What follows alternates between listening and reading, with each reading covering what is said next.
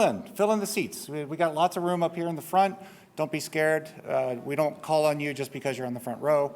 But yeah, I see a few folks just standing around. Fill in, please. Take a moment to shift around, and then I'll let Bob Rose come up and introduce our next panel.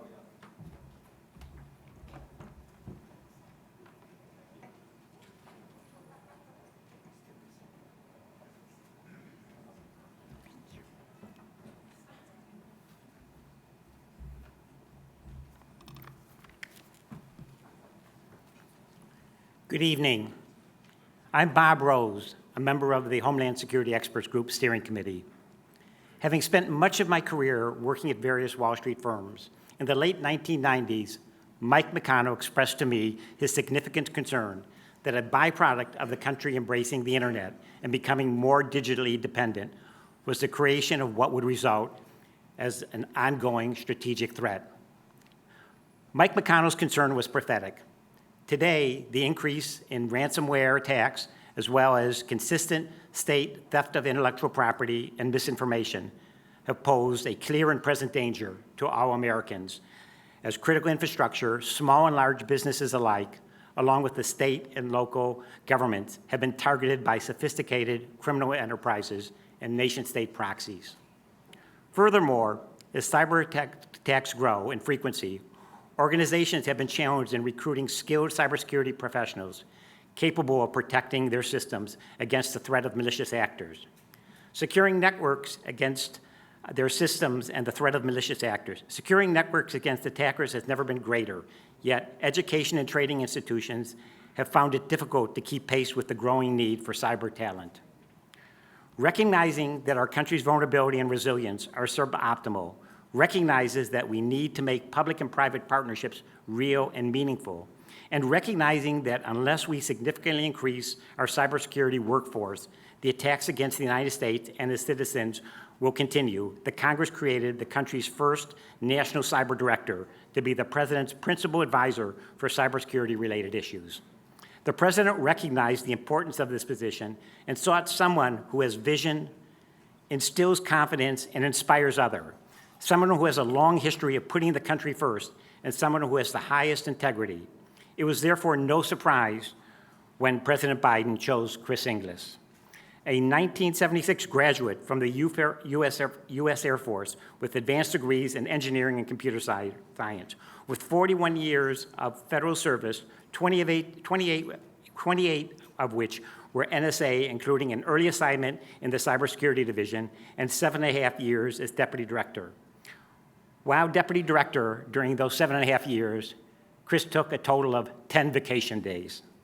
The standing joke on Friday afternoons was, "See you Monday, boss." And no, he says, "See you on Monday, boss, tomorrow." And that's what it was. Having retired from NSA, Chris worked as a distinguished visiting professor for cybersecurity studies at the U.S. Naval Academy. Chris's commitment to public service is unparalleled.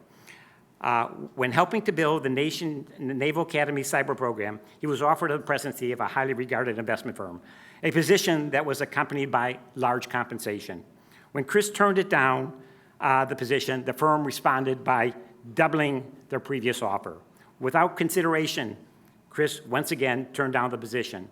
When I asked him why, he responded by saying that what he was doing at the Naval Academy was far more important. Yet, without skipping a beat, he then added, besides, it takes somebody from the Air Force Academy to show the Naval Academy how to make it work.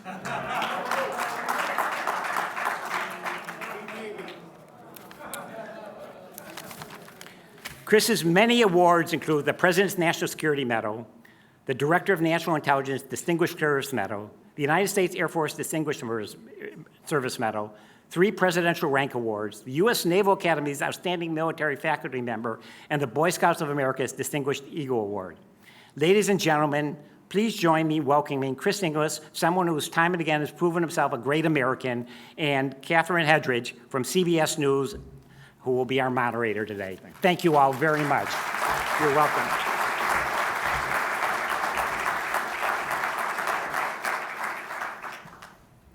Well, good afternoon. I'd like to thank the Homeland Security Experts Group for hosting, and I'm very grateful to be a part of this inaugural session. And Director Inglis, thank you for sharing your expertise with us. So many people in the room have dedicated their professional lives to public service over the last 2 decades. And when I think back to my own experience on 9/11, cybersecurity was certainly not sort of foremost in my mind. So let's just start with the most basic of questions, which is how did we get here? Yeah, well, so first, thank you for hosting, and thanks to the group for putting this on. And what a treasure it is to be in the room with all of these experts, and so no pressure on us. And to follow Governor Hogan, what an extraordinary leadership role he has served where he is. How did we get here? Slowly, I think, insidiously. I think that for quite a long time, the people who are close to technology that underpins what we know as cyberspace, the Internet Plus, they've been actually talking quite passionately about the challenges that accrue when the data or the systems become fundamentally the foundations for the critical functions or the personal functions that you would run on top of those. They were talking about that as early as 40 years ago. But so many of us thought that it was a commodity, that if we simply made the technology and software bend to our purpose, that it would effectively defend itself. And we thought that it was an isolated problem such that we could defend it after we built it for its primary purpose. We could roll back in and we could lay something on top of that. There were then 3 waves of the challenge. The first was a focus on the data, the systems, as to whether they would bend to our purpose, do what we needed them to do. Maybe 20 years ago, we began to realize that critical functions were abstracted from that. Energy flows, nuclear power plants, water flows, transportation systems fundamentally depended on all that. And maybe more recently, 5 years ago, I think in this country, but longer ago in other countries, we began to realize that the confidence of societies rides on that infrastructure, that we want to know that that infrastructure will be there when we need it. The Colonial Pipeline didn't make gas stocks unavailable. It made it such that there was fear stalking the land, such that people thought it would be unavailable. And when you think your way through, that's an insidious onset. And it wasn't that long ago that most people thought, this is for the technologists to solve. This is somebody else's problem. Let's actually push it into the IT room, the information technology room, while the rest of us go out and make use of this stuff. Actually, that's where the risks are being taken. And the folks that are in that back IT room can't actually understand those risks, let alone mitigate those risks. I think that's how we got So here. let me just ask you, where was that pivot point or that inflection point? You used the word insidious, I think, by design. Is it 5 years ago? Is it 4 years ago? Is it 3 I think it years depends ago? upon where you sit. For me personally, I mean, I've always been in that choir loft, but I'm a hammer in search of a nail, of course. But I think in 2017, there was a very broad understanding. It was the year that we had an attack called WannaCry, where the United Kingdom's health system went down hard because they hadn't patched, they had old systems. Right. And the North Koreans attempting to extract money from a ransomware attack and failing in the bargain. But nonetheless, everyone that was associated with those old systems, those unpatched systems, they went down. In the same year, the Russians perpetrated an attack on the Ukraine that then escaped. It was known as NotPetya. And what we learned that year was you didn't need to be the target to be the victim, that actors, aggressors were being indiscriminate in their attacks. They weren't actually careful enough to make sure that they were targeted and focused and surgical. And the attacks being brazen, they had a dramatic effect on all of us. I think there are any number of companies who operate in that space, cyberspace. There's not a company in the world that doesn't depend upon it in some way, shape, or form, that suddenly realized they were on the front lines of this. And most of the assets necessary to defend ourselves in that space are in the private sector. And there was a sudden realization that this was a big deal. Ransomware is the most recent scourge, and perhaps there are a few more that are beginning to realize that we're all in this and trying to figure out what it is, what are the verbs that drive it, what should we do to actually address it, but it's well behind the problem. And I would say that some of our principal competitors in this space, and in one case at least an adversary, they got this much, much longer ago than we did, and they're years ahead of us. And got what? What's They got the that it the there? use of cyberspace, right, as a fundamental resource, a foundation for critical functions, constituted not just an opportunity, but a vulnerability. And that if you held that at risk, you could hold at risk not simply the data or the systems, not simply the critical functions, but the confidence of the society. So how do we dominate this space? I'm not sure we can dominate this space, but we can defend this space. I think we make it defensible. That's not just technology, that's technology. That's getting the people fit for purpose. Governor Hogan talked about the important education or awareness challenge. And we need to get our roles and responsibilities right. If we do those 3 things, we can make this space cyberspace, which is comprised of those 3 things, sufficiently resilient and robust that it will not be secure, but it could be defensible, which then leads to the proposition we need to actually defend it, right? That's a human proposition that requires collaboration and, in my view, integration of the various authorities and capabilities. And then we need to finally align actions to consequences. There should be rewards for good behavior. There should be cost imposed for bad behavior.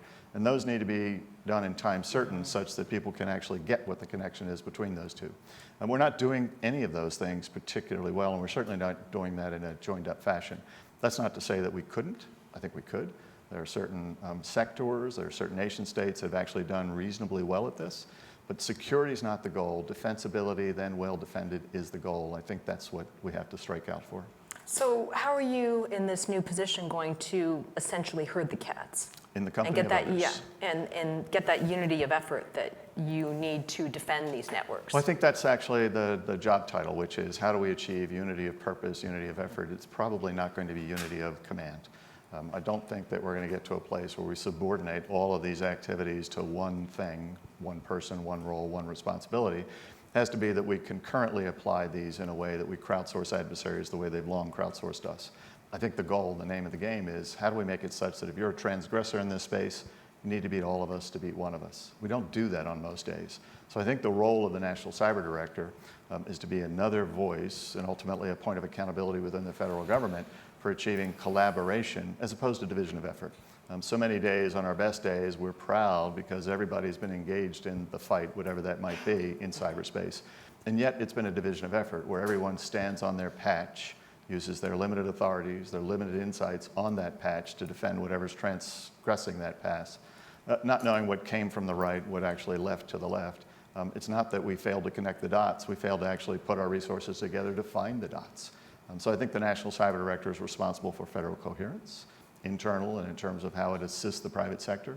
It's responsible, it has a budget responsibility back to the Congress to account for cyber dollars, not simply as a kind of a line function in auditing, but trying to assess as to whether we have the right dollars spent for the right purposes, achieving the right results. It's responsible for aiding and abetting private-public collaboration. That's going to occur in many places, but how do we move away from division of effort? And ultimately accountable for ensuring that the nation makes progress in resilience. And as Governor Hogan said, it's about technology resilience, people resilience, and roles and responsibilities. So do you have the people and the money you need? I think they will follow. I think that the Congress has been... How many people do you have right now? I have an authorization for 75 people. Been up now for about 8 weeks. We've spent some time defining what the outcome should be attributable to the National Cyber Director. We're not entering a vacuum. There are actually quite a lot of talented people in the space, many of whom are in the private sector or the education sector, many of whom are in the public sector. And so trying to define what those outcomes are that would complement that has been the work of the last month and a half, trying to then develop relationships such that we could actually try to figure out how to apply all of those talents and authorities concurrently has been the further work of that. So that's 50% plus 50%. The remaining 50% of my time, we've been building the organization. But the Congress has been not bipartisan, but nonpartisan on this. I have no doubt that along with the authority, the resources are following. If you watch the budget cycle, you can see that coming. We have an authority to hire a floor of 75 people. We need to make sure that every person that we hire is for some express purpose, not simply to stand up an organization for its own sake, but against one of those outcomes that I described. And I'm confident that a breakout moment for the team I'm joining is just ahead. So let's take Colonial Pipeline. If the system worked the way that you envision it, what would we have seen in response? It wouldn't have happened. So I think we need to, I don't need to be too clever by half in that, but I think if we have, of course, at some point you need to find and bring justice to those who did it, right? And so you need to attribute that and ultimately find and bring to justice using all instruments of power, legal instruments, diplomatic instruments, financial instruments. But we're not going to shoot our way or respond our way out of a crisis like that. So we need to back way up, well left of event. And I think there are many people in this room who could tell this story to a greater effect than I could. But how do you actually invest sufficient time and energy that you're resilient and robust? How do you invest sufficient time and energy that you actually can discern a problem early in a system? You can see something that simply shouldn't be there, find it, corral it, push it out of the system. That's a really expert response and recovery function. Then how do you, with some time certain, find out what the attribution components of that are such that you can address that. If you can do all three of those things, you at least get to a place where you can do something in the middle of the boom, but hopefully you can get left of the boom. And I think that's got to be the goal for the future. That being said, we're not going to prevent all of these things. And so we need to be actually on the front balls of our feet. Relationships, kind of some degree of concurrency, some propensity for collaboration is going to be essential in that. If we chose to retaliate for Colonial Pipeline, could we absorb the aftershock of that if there was pushback? Possibly. I think we'd have to think our way through if we were to respond in kind, would that comport with our principles? Do we want to attack the critical infrastructure of other nations? I think to your question, could we then respond if they then did a counterattack? The transgressors in this case may think that they're actually evening the score. That may be, in their view, the second part of this play, not the first. And if then we respond with the third part, they would then come back at us possibly with something even greater, not justifying in any way, shape, or form, right, their attack on the Colonial Pipeline or their insertion of malware in the Colonial Pipeline. But just to say that we need to think about this as a campaign. So does it comport with our principles? Are we prepared to actually go the distance in that campaign? There's no nation in the world that's more dependent upon critical infrastructure than we are. And I'm not sure that we're yet resilient and robust or on the front balls of our feet and discerning what's transpiring in that to shoot our way out of this. I'm very big on saying we need to align actions to consequences, but we need to think about the first two phases of that before we get any further down that road. What do we know about that attack today that we didn't know 4 or 5 months ago? I think we know something about the fragility of these systems, that there are many times when you look along the length from the creation of that system, kind of to the stand-up, the deployment of that system, to the active defense of that system, to the use of that system. Everyone along that kind of is probably well aware of what the tangible byproducts are, what the software or hardware is, what the fuel is that's flowing through that. Maybe even they can distinguish between information technology that has general kind of administrative purposes and operational technology that opens and closes valves. Well, there's not a sophisticated understanding of who's defending what in that. Who's responsible for the resilience and robustness of any of those pieces? Who actually, when they stitch that together, is ensuring that the result has preserved some degree of resilience and robustness? Who's actually riding herd on that to understand what's actually happening in a system moment by moment? And who's actually looking over the horizon, or perhaps to the left or the right of that, to see that there's some particular threat or some particular actor that's coming at that? There's a series of soda straws that so many people have, that looking through that soda straw, all's well. When if you stood back and you had perhaps a more God's eye view, you'd have a much different perspective. I think this is a lesson for us, so that we have to actually figure out how to collaborate in that so that we have not so much a connection of the dots after any one of us has found that, but an ability to form those dots up front, and perhaps a rededication to resilience and robustness in those things that we now know are critical to society. And there's one further thing, which is, we mentioned it earlier, which is just look at the confidence that just fell right through the floor, right, when that happened. There wasn't actually a shortage of fuel supplies. There was this fear, this worry that there would be, and people lined up in droves to extract from that pipeline all manner of products that were actually plentifully available at home or in local markets. The confidence is something we can't take for granted. And to reinstill that confidence, we need to do something more about the resilience, the robustness, and perhaps a disposition of knowledge of what it is that we should base that confidence on. Is it fair to say that ransomware really has two objectives now? You have the financial objective, but it also has become a weapon of psychological warfare. That's true. I think that's well said. I take that almost as a rhetorical question. They're not independent of one another. So the byproduct of the avariciousness of perhaps actors operating in some permissive sanctuaries is necessarily this deterioration of confidence, and so you get two for the price of one. Okay, let's talk about the workforce. Please.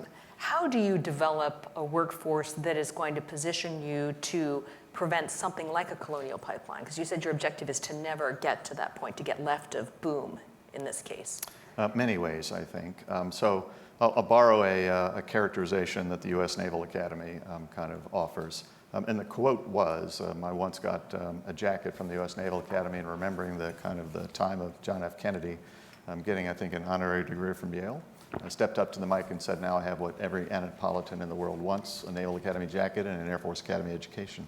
That was not a popular sentiment. But having said that, I've learned more than a few things from them. One is that every midshipman who goes to the United States Naval Academy, it doesn't matter whether you are an English major or a nuclear engineering major, you can major in those two things and 23 other things in between. Every one of them takes a course in cyber as a freshman and another course in cyber when they're a junior. Why? Because the Naval Academy believes that there's an all proposition, right, in cyber, that everyone needs to know something more about cyber than they might have simply growing up in the proximity of this stuff. That most of us, even if we've been around this stuff for 40, 50 years, we're not digital natives, we're app natives, and we have no idea what's happening underfoot. When you ask somebody, where's your data, they blithely say it's in the cloud. When you then say who's defending it, they break eye contact, they go get a cocktail. When you ask them what's going to happen to an unencrypted piece of information that has some business critical or military critical information as it flows into and out the cloud on the far side, they have no idea. They don't know whose code is going to execute when they click on that link that's so attractive. You know, are we all going to get a pay raise? Did Air Force beat Navy last Saturday? Yes, they did. But clicking on that link, they have no idea what's going to happen. We need to educate them about that. We need to educate them about that. Such that they don't need to know how to code in Python. They don't need to know how to engage in this kind of cyber combat, but they need to know how to cross the digital street, right? And so I would think that we need to treat everyone as a digital native and make it such that that's actually true. There are many, I'm going to get to the few in a second, there are many who need to know more in their profession than they might know about cyber. And so we need to invest in legal programs or system engineering programs, logistics programs that train people for some deep and sharp profession.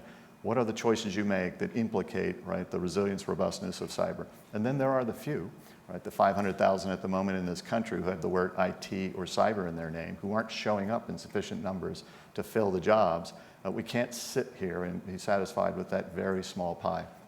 I have to figure out how to make that pipeline bigger. We can do that in many ways. We need to make sure that every child between the age of 5 and 17 is given an early understanding of what cyber career fields there are. What can you do in cyberspace that might be cool and keen? Remember the days when we Dean Kamen made robotics popular by building a game around that and made it such that every school had the chance to field a robotics team.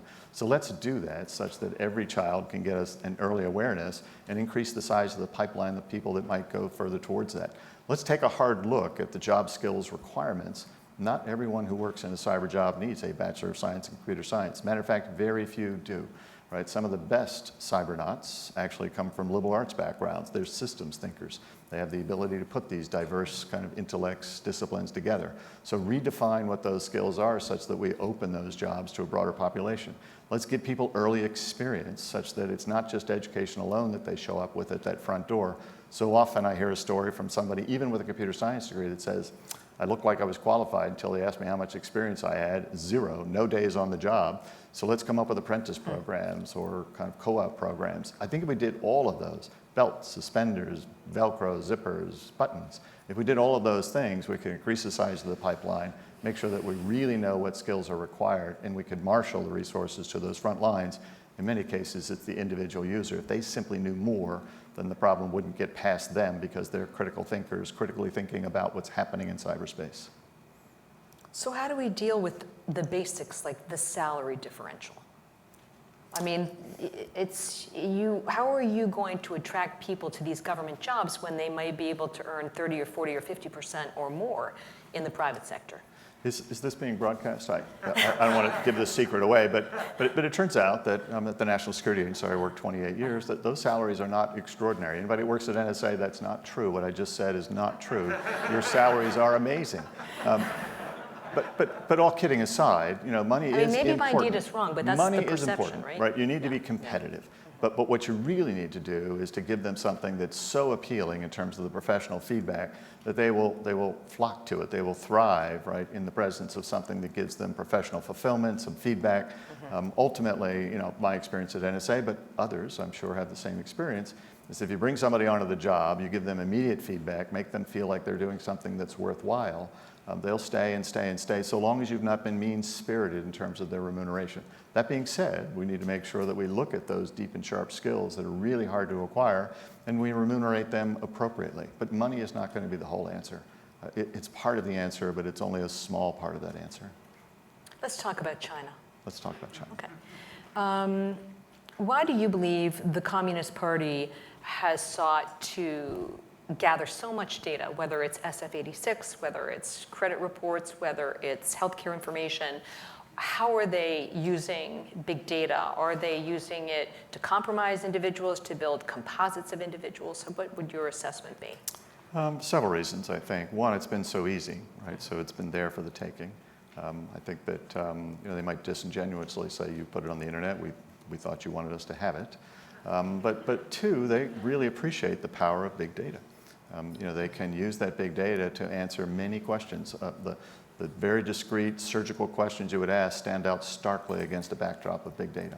Google has learned that, so many of us have learned that, and so they understand the power of that big data. Why would you steal all the medical records? Why would you steal all the Office of Personnel Management security files? Why would you, 10 years, 12 years ago now, I think, steal all the DEERS records? That was the kind of personnel and medical records of US military personnel. Because when you have all that data, you can then do the crosswalk of who's who in this population that you might be interested in terms of having a relationship with. What are the trends in terms of what people are doing in this society? Go beyond that, you then have some point of entree into the critical data sets because those people are the ones who guard them or the ones who build them and manage them. You can get into the critical data sets that then inform your technologies and your aspirations for being a world leader, whether it's in telecommunications or logistics or you just fill in the blank. Chinese are actually quite clear. If you want to know what it is they're going to go out and try and acquire data to do, you just have to look at their 5-year plan. 5-year plan lays it out, and they then go get the data to support that.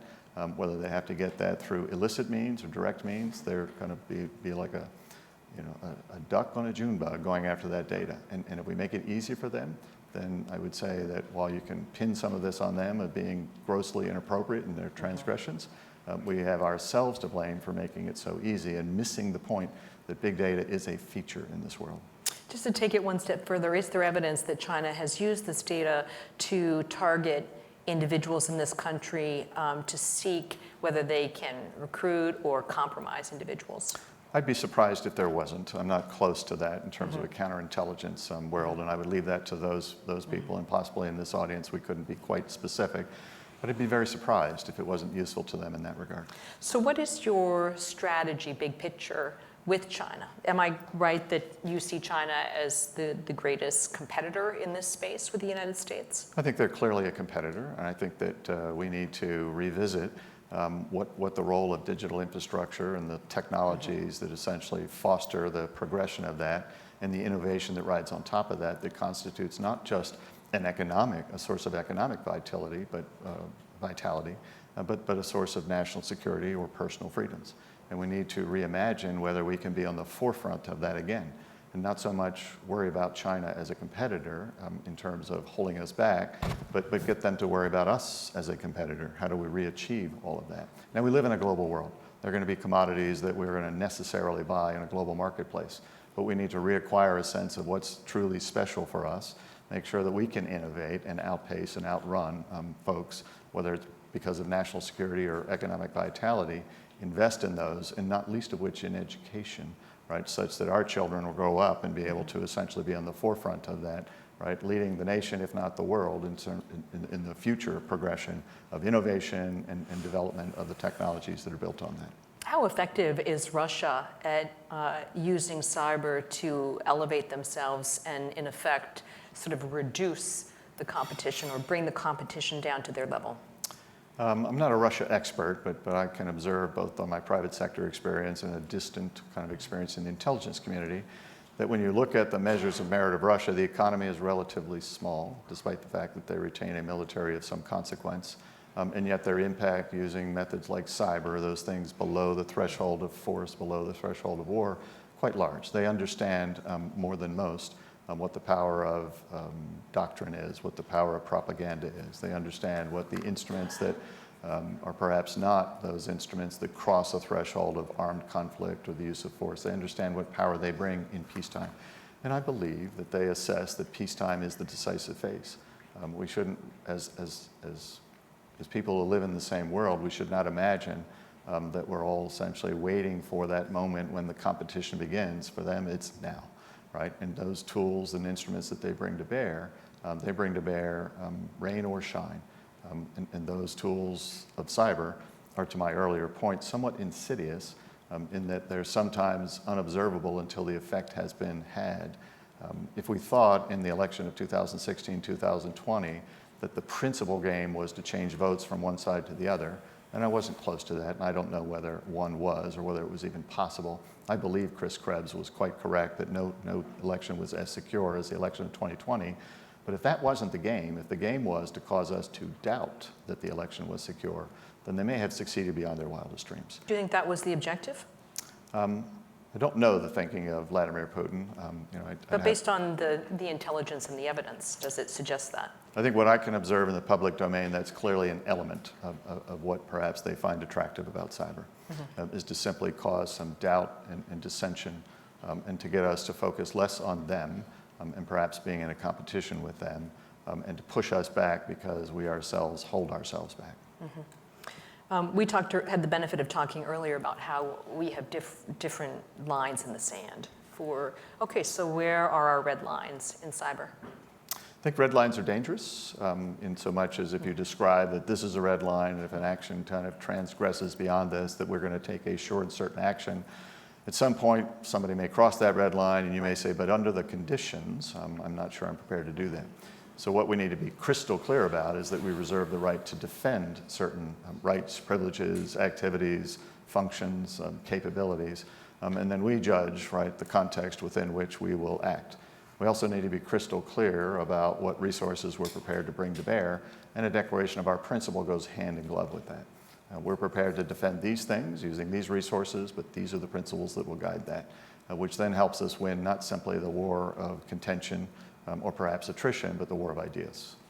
I want to circle back to this idea of you have to defeat all of us in order to compromise one of us before we get to the question and answer sessions. So how do you build that? Do you build that through the public-private partnership?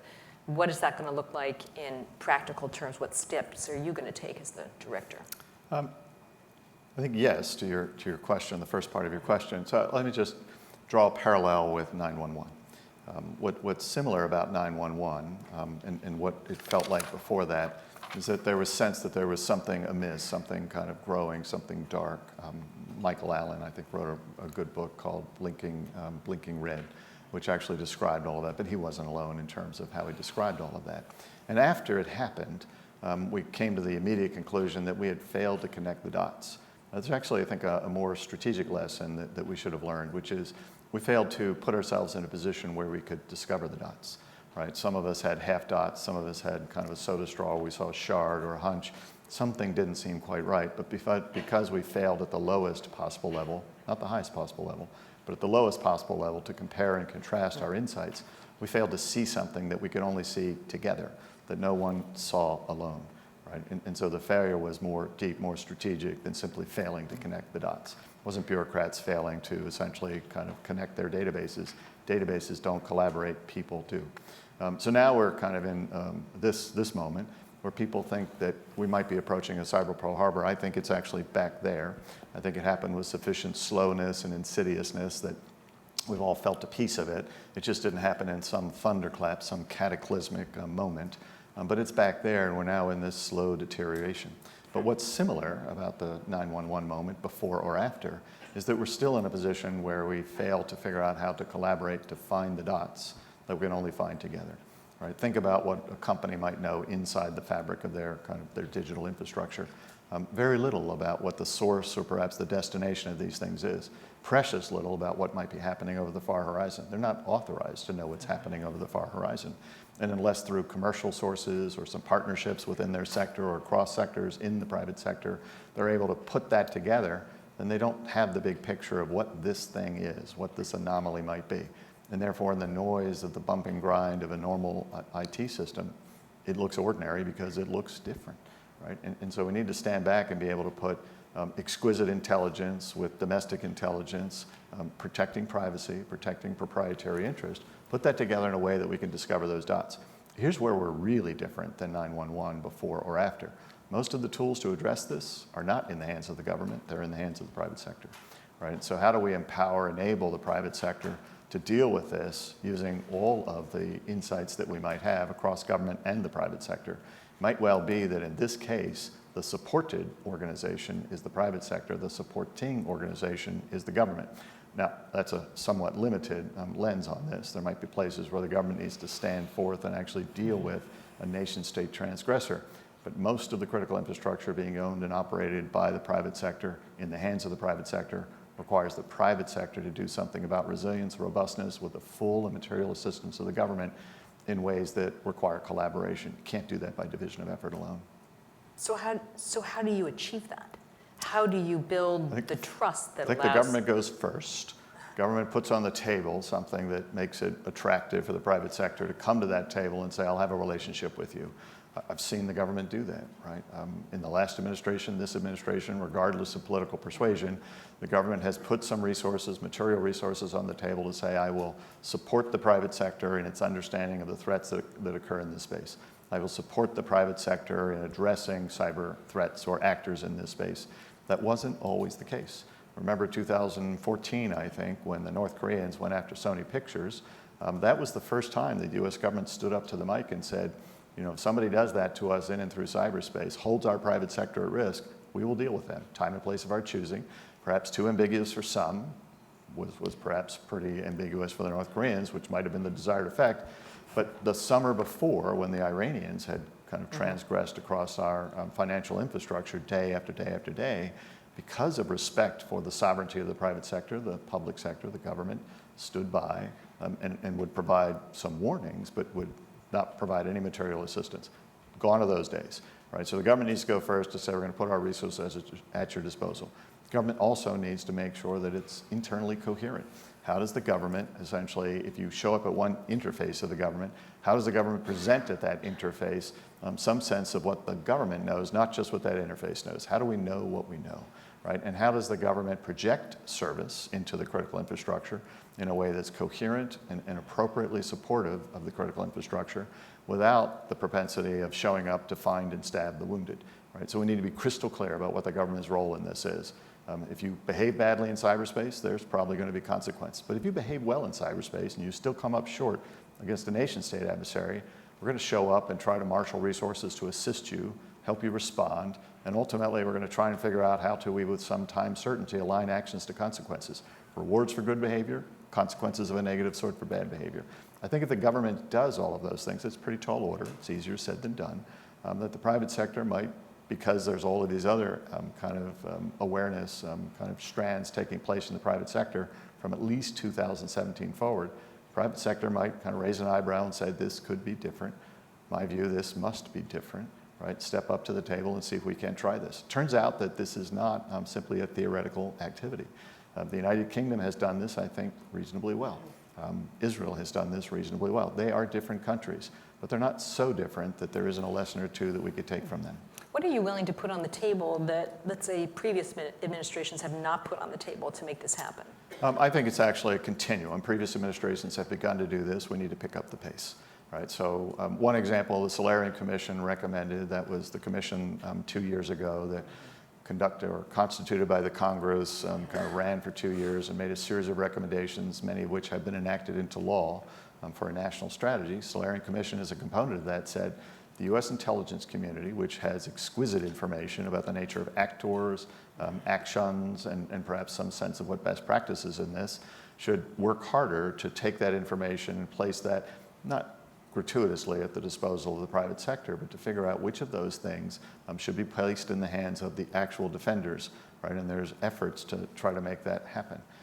We've actually gone further in terms of strengthening the sector risk management agencies, those parts of the government that have a special and long-standing relationship with a given sector of interest. So it might be the Department of Homeland Security for some of the critical sectors, might be the Department of Energy for the energy sector, so on and so forth. How do you make it such that there's more proactiveness on the part of the government in dealing with those sectors in advance of the problem? The President hosted on the 25th of August, 2 weeks ago, a session where many CEOs showed up from the companies that make and build and operate digital infrastructure, companies who operate on top of that, educators, because people are kind of an important part of the solution, calling out for not everyone to pick up their game, but how do we actually affect some greater collaboration? I think that we can find the ways, building on small, kind of well-established efforts, and then if they succeed, which I think they would, grow those from that kernel forward. What is the greatest obstacle to success in this space for you? I would say complacency, but I wouldn't say that anyone's complacent. Everyone is increasingly fraught. But it might be that the tyranny of the status quo, which is, look, I defend this patch, I have this responsibility. We've always had these boundaries, these barriers between us. I think that that is a problem. I think there is a failure of imagination that if folks are saying, I'll deal with it when it arrived a long time ago, right? And it's sufficiently low and slow that you might not know that the thing that's nettling you or needling you at your ankles is in fact this problem. And perhaps ultimately a feeling that this is somebody else's problem, right? You know, it's collectively our problem. Now, having said that, if it's everybody's problem, it's no problem. Leadership is required. But at the end of the day, everyone has a role. We've done that long ago in the world of physical security. Individuals know that they should lock their cars, they should put their iPhone somewhere other than on the dash of that car, even in this kind of safe and secure location out here in Virginia. They know that the police have a certain responsibility, the militia has a certain responsibility, the TSA, so on and so forth. And that all operates concurrently, side by side by side. We don't have anything approaching that in cyberspace yet. That perhaps failure of imagination to imagine what we might do together is perhaps the greatest failure of all. Okay, I'm going to open it up for some questions. Yeah, right over here in the orange, it looks like. Just tell us your name and your question, please. Jean Mazur from the Homeland Security Experts Group. Hi, Catherine. Two-parter for you. You talked about the pipeline problem. Skilled immigrant workers would seem to be part of the solution. Is the worker visa system broken? And what are you going to do about it if it is? Number two, this is the World Wide Web. You've been talking about US-centric solutions. What kind of international action could be taken to align actions and consequences, and under what governing body, and what would it look like? Yeah, so let me take your second question first, because I didn't mean to imply that this could be a US-only solution. The US must exercise some leadership, but it can't be unilateral. When I talked about doing this in a larger context, private-public collaboration, it must be a larger still context, which is that international action will be the most effective. And so we should join with like-minded nations to determine how do we actually ensure that the expectations of what's right and proper in cyberspace is properly communicated. How do we ensure that those who transgress have to face all of us, not just one of us? And so that needs to be done in the largest possible context. The point that you make about the use of all the skills in the room, I agree that we need to use every skill that we can bring to bear. I'm not an expert on the visa system, and there are others who will speak at this conference who could perhaps speak to where we are and where we might want to be. But I would say that it's always been a strength of this country to use every talent in the room. Diversity is a feature, not a burden, and we need to see it as such and make full use of all the skills, all the talents, all the perspectives that we can get our hands on. Okay. Yeah, right here in the back, please. Just tell us your name and then the question, please. Hi, my name is Mike McConnell. Thank you, Chris, for your service, long years of dedication. For those in the audience that don't know, we have worked together in the past, but this is my time to nail you on the Sit podium. up straight. Sit up straight. You mentioned roles and responsibilities, and probably the oldest person in the room, I have formed a view over the years that a large organization will choose failure over change. Given that the organization's established with authorities and titles and whatever it has, it will choose failure rather than change. And there are many, many examples that I could start with the Navy. I wouldn't leave out the Air Force, but there are many, many examples. The rules of the road today are written in FISA, Foreign Intelligence Surveillance Act, after some transgressions by our community, way back when, protests against the Vietnam War and so on, written in 1978. And it said the rules for the U.S. intelligence community, if it's foreign, it's legal. If it's domestic, it's not. That's sort of the summary level. The Russians and the Chinese are coming into the United States with a U.S. domain name into a U.S. server to launch your attacks. Therefore, they're off limits to our community. That worries me a great deal. You mentioned sources, you mentioned roles and responsibilities, and I'm leading to the question, are we willing to take that issue on? Second part of my question, since large organizations choose failure over change, is as D&I, number 2, one of my primary responsibilities was protection of sources and methods. Those rules were written in World War II, served us well in the Cold War, and I believe now they're outdated. The community that you and I love and served must collect the right information. Currently, they don't know how. Collect the right information and get it to the private sector in a way that is sufficient to make them aware of the threat before it causes issues, and they can mitigate it. So, a two-part question. Roles and responsibilities, are we really willing to take that on? Are we willing to change the classification rules so we can get this information delivered to the private sector? Yeah, if you'll permit me, I'll take those in reverse order following my trend. On that second point, I do agree, right? I think that the information that we collect is more perishable than it once was, and it's more a commodity than it once was. There was a time, I imagine, that there were only very select and few organizations that could fly satellites for whatever reason. There were only a few organizations who could acquire exquisite information well beyond firewalls or physical boundaries. That's no longer the case. And oftentimes when a private sector kind of company kind of shows up with information, it's the near match or equivalent of what perhaps the government might have. So we need to revisit what really is truly special and unique and make sure that we're not overclassifying those things that are common knowledge or perhaps kind of have some good. We also need to make sure that we kind of understand for how long, even if there is some kind of dark and sharp method by which we acquired this, how long is this going to be of use, and make sure that we collect information because it's actionable, not simply because it's precious, and put it in the hands of those who can action it. But the further thing I would say about that second question is that we need to revisit who it is that collects this in the first place. Our British friends in a place called the National Cybersecurity Center have essentially established a floor, virtual and physical, where they co-discover and co-mitigate threats on the fly. What they do is to say, before any one of us learns something that we quickly make proprietary or classified, let's actually just put it before us such that we can see it at the same time together, sometimes discovering something that comes from an insight one side has and a shard or a hunch the other side has. And having discovered that together, it's not yet classified. Right? It creates a connectivity in terms of the shared situational awareness between them that they might then, off that floor, run into their stovepipe, run it up the flagpole, make it proprietary, make it classified. But you've actually created the connection and the sharing at the lowest possible level. That, I think, is a model for success that's fundamentally different than what we did in the past, where everybody had their exquisite, unique, and special collectors and then played the game of go fish ever after. On your first point, as to whether we would take institutions that traditionally kind of use geography as their delimiter and apply them in some different fashion, I don't think it's been that way for the last 10, 15 years. And if I've misarranged the question, come back at me. But I think that the protections that we worry about are, do we want the government surveilling its citizens or those who are deserving of the protection of the Constitution? We still don't, right? We need to make sure that we defend that absolutely, because that's bedrock for us.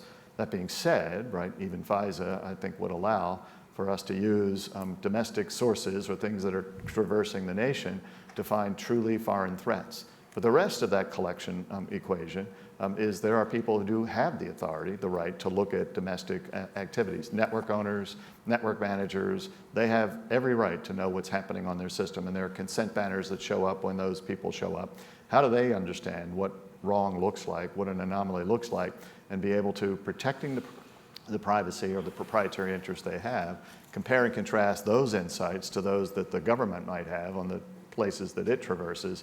That might be new and different in terms of trying to put a picture together such that we figure out a picture that one of us couldn't figure it out alone.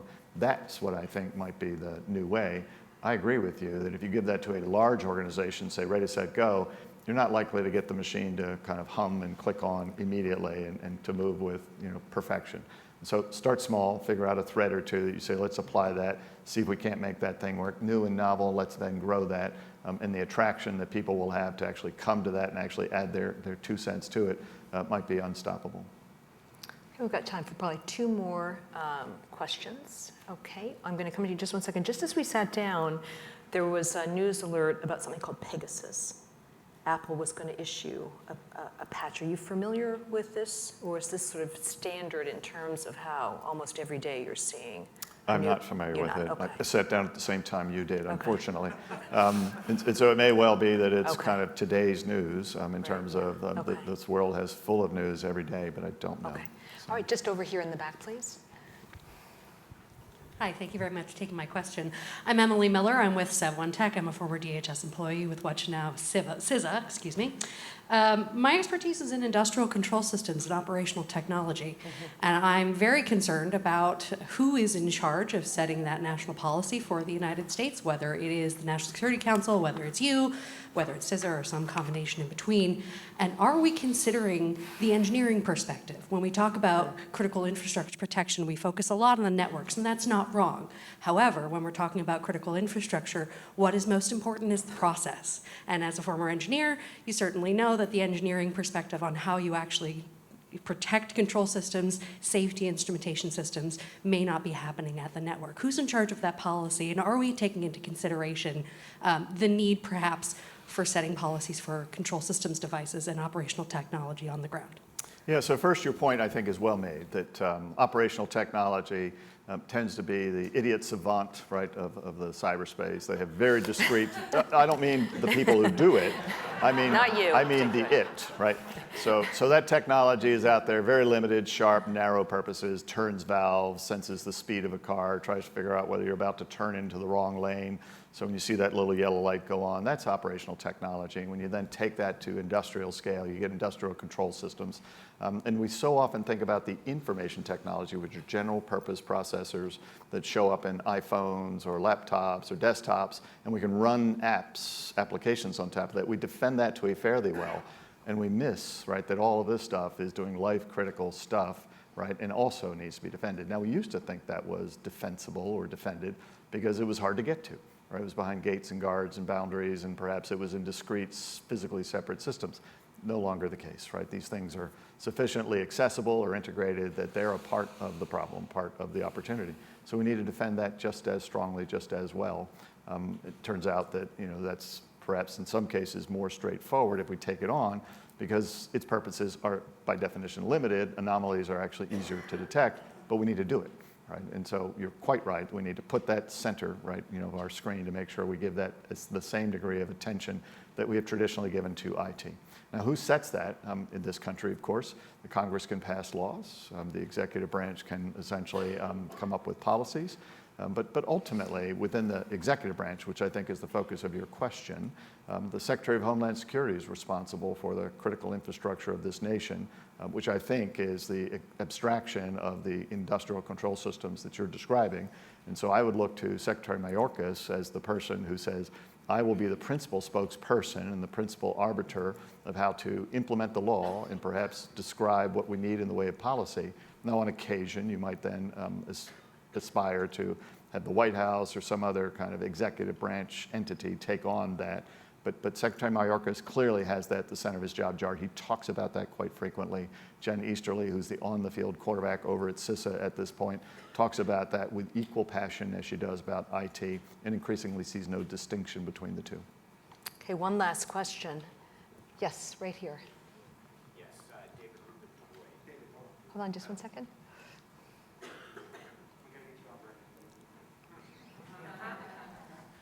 Hi, David Rubin, Deloitte.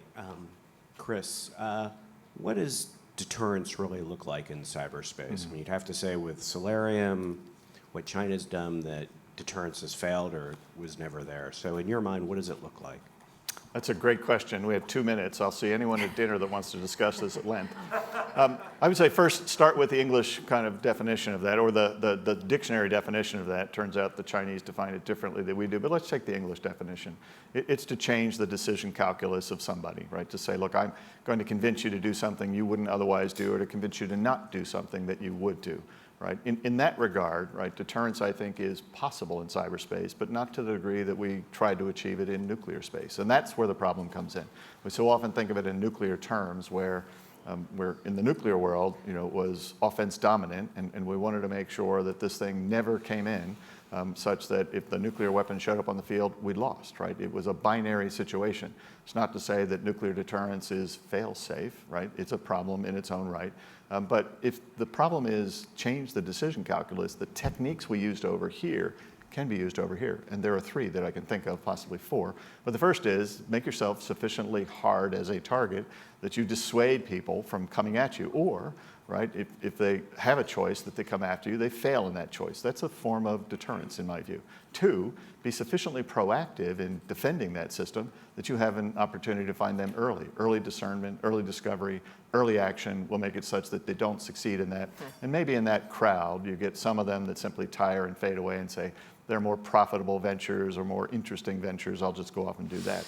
The third piece, of course, right, is cost imposition, where you say, look, if you do come after me, whether you're successful or not, if you cross that thing that might look like a red line, but you've simply attacked the thing that I hold near and dear, and I'm now going to choose in this context to come after you, hopefully you'll have some effect on their decision calculus. There's a fourth piece, which Joe Nye, I think, very thoughtfully talks about, which is entanglement, right? Such that if we have a relationship with all of us, we're all combined in this, we're less likely to attack one another. If we have like-minded nations, we're less likely to attack them. And even if we have a relationship in terms of setting norms and expectations with potential adversaries, we're less likely to perhaps have a mismatch of expectations.